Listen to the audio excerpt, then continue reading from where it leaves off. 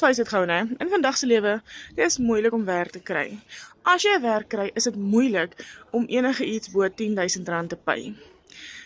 Jy moet 'n graad agter jou naam hê, of die een ouetjie wat ek ken, het soveel grade en goed agter sy naam en sy werk laat gaan om toe nou, want hulle moes werkers verminder en hy gaan doen toe nou aansoek vir 'n gewone kassierpos, wat jy mos nou nie ondervinding en goed regtig nodig het nie. Dan sê hy vir hom, "Oh, sorry, you're overqualified." Soos in werke, of is ons geoorqualified of is ons geunderqualified? Wat wil julle nou eintlik hê, jy weet?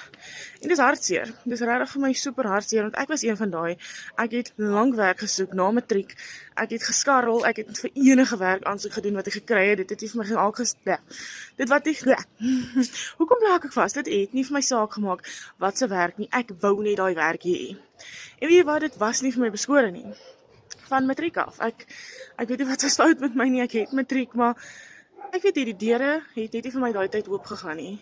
Op 25 actually, het die deure vir my begin oopgaan. Deur hierdie besigheid. En dis nie dat ek nie stil gesit het voor ek hierdie besigheid gedoen het nie. Ek het vir myself gewerk. Ek het tuine gedoen. Ek het mense se honde gebad. Ek het huise opgepas.